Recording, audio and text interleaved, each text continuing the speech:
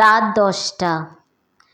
আমি যখন অফিসের কাজ শেষ করে ল্যাপটপ বন্ধ করলাম, তখন চোখে পড়ল ডেস্কের এক কোণে রাখা একটা হলুদ খাম। গতকাল রাতে মা ফোন করে বলেছিলেন একটা চিঠি পাঠিয়েছি, সময় করে পড়িস তো একবার। চিঠির যুগ তো কবেই শেষ, এখন তো সবই ফোন, মেসেজ, ভিডিও কল। তাই মনেও ছিল না চিঠিটার কথা। হলুদ খামটা খুললাম, তাতে মায়ের হাতের লেখা গোলাপি কালি। আমার ছেলেটা, এখন আর তোকে ডাকতেও ভয় লাগে। তোর ব্যস্ত সময়ের ফাঁকে আমার কথাগুলো যেন শুধুই ঝামেলা হয়ে না যায়। তুই কেমন আছিস সেটা জানতেও ইচ্ছে করে।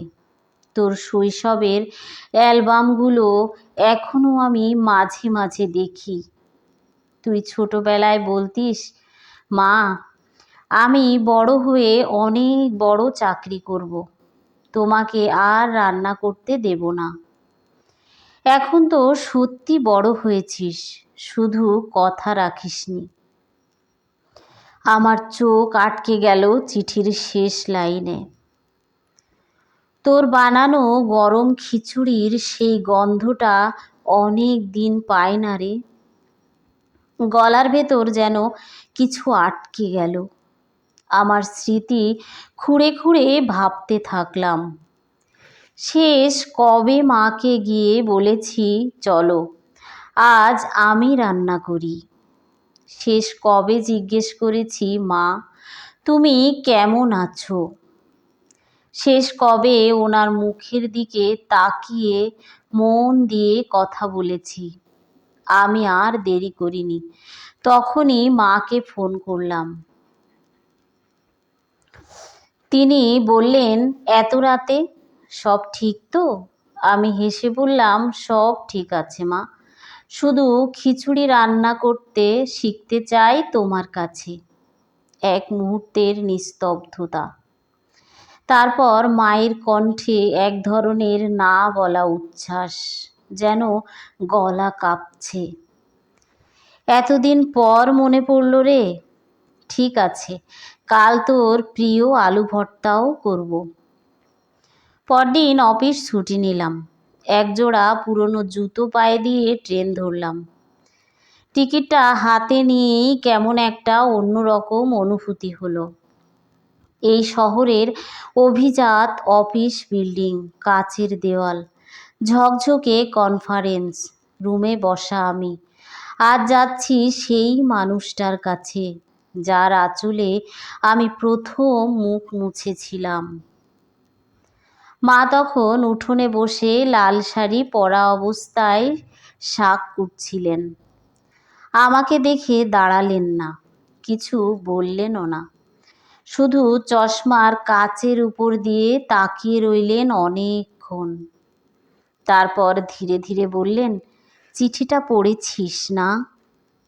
আমি কিছু বলিনি, শুধু মায়ের সামনে বসে পড়লাম। পকেট থেকে একটা ছোট থলে বের করলাম। থলেতে চাল, ডাল, পেঁয়াজ আর মুরগির মাংস। আমি বললাম, আজ আমি রান্না করব মা, তুমিও একটু শিখে নাও, বড় হলে কাজ দিবে।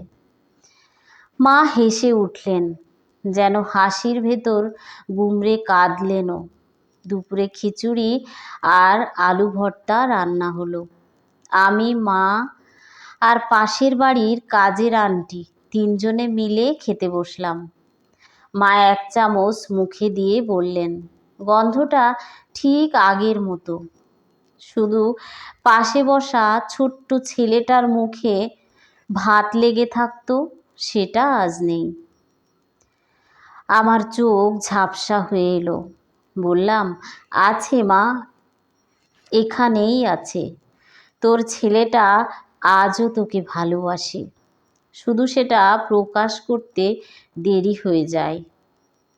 মা চোখ নামিয়ে বললেন, প্রকাশের চেয়ে অপেক্ষার কষ্টটা বড় জানিস। আসলে আমরা ভুলে যাই, ব্যস্ততার ফাঁকে অপেক্ষা করে থাকেন কেউ খুব নিঃশব্দে। তারা চায় না দামি উপহার, চায় আমাদের একটু সময়, একটু মনোযোগ, একটা ফোন কল, একটা আলিঙ্গন, একটা রান্না। এই তো তাদের চাওয়া। আরেকবার যদি সুযোগ আসে, দেরি করো না। হয়তো চিঠির শেষ বাক্যটাই হয়ে যাবে জীবনের শেষ অনুশোচনা।